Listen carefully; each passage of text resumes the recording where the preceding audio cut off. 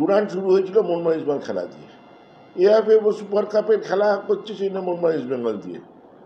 খালি আইএফএই বুঝলো না, তারা ডার্বিটাই করতে পারলো না, খোলা মাঠে ডার্বি করলো।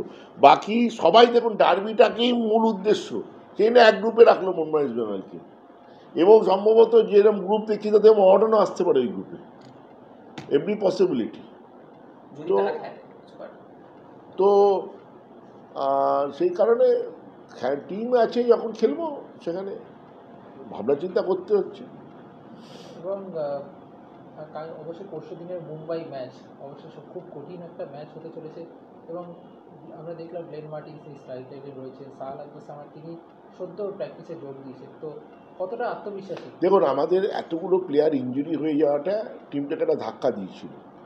হ্যাঁ, তার জন্য আমাদের এফসি কাপের ফলের ওপরে প্রভাব পড়েছে, কিন্তু অন্য প্লেয়ারদেরকে আমি কৃতজ্ঞতা জানাবো, তাদের ফাইটিং স্পিরিটকে। তারা এই আইএসএলটাতে নিজেদের জায়গাটাকে এই অবস্থাতেও রাখতে পেরেছে। এখন অনেক প্লেয়ার ফিরে এসছে, দিমিত্রি ফিরে এসছে, মনবীর ফিরে এসছে।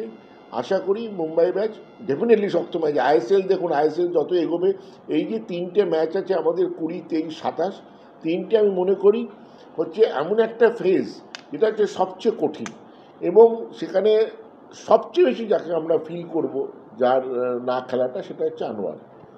তো সে বাকিদেরকে তাও ঢাকা যেতে পারে, কিন্তু আনোয়ারের অভাব ফিল আপ করা খুব শক্ত হচ্ছে। আর 21 তারিখে আপনাদের যে অমর একাদশের মূর্তি উদ্বোধন হবে, সেইটা নিয়ে সেই কী অনুষ্ঠান হতে পারে সেটা দিয়ে আমাদের? না, অনুষ্ঠান তো 21 তারিখে আমাদের উদ্বোধন হচ্ছে। দেখুন, ওটা 1911 যে মানে জয়টা, ওটা কিন্তু একটা স্পোর্টিং ইভেন্ট নয় খালি, ওটা সেবার সমাজকে সচেতনতা এনেছিল যে ইংরেজকেও আমরা হারাতে পারি। তো আপনারা জানেন এই নিয়ে অনেক স্টোরি আছে। কেউ লোকে ফোর্ট উইলিয়াম দেখে বলেছিল যে কবে ওখানে ওই ফ্ল্যাগটা নেমে গিয়ে মানে ইন্ডিয়ান ফ্ল্যাগ উঠবে। তো সেই জন্য আমরা চেষ্টা করছি যে সমাজের প্রত্যেক ওয়াক অফ লাইফ থেকে লোকদের, তারাদেরকে দিয়ে শুধু একটা it can't only be a sporting event, তাদের সবাইকে নিয়ে এসে একটা সম্মান জানানো। যেখানে আপনারা দেখতে পেরেছেন যে স্পোর্টসম্যানরা, ফুটবলের 5 জন মোহনবাগান রত্ন থাকছে। Sourav Ganguly is not only a sports person, is the ambassador of the state. সে সব ওয়ার্কস অফ লাইফকে রিপ্রেজেন্ট করে। ক্রীড়ামন্ত্রী থাকছে, শ্যামল সেন থাকছেন, জিওসি থাকছেন, এবং অন্য ফিল্ড থেকে, অন্য ওয়ার্কস অফ লাইফ থেকে ঋতুপর্ণা সেনগুপ্ত অ্যাক্ট্রেস, দেবারতী মুখোপাধ্যায় লেখিকা, এবং লোপামুদ্রা সেনগুপ্ত আপনার গায়িকা, সবাই থাকছে। তো সেই জন্যে সবাই মিলে এটা একটা সম্মান জানানো, সম্বর্ধনা জানানো হবে। এবং 1911 পরিবারের সব সদস্যরাই থাকবে, এমনকি গুরগাঁও, দিল্লি থেকেও তাদের সদস্যরা আসছেন এই প্রোগ্রামটা অ্যাটেন্ড করতে।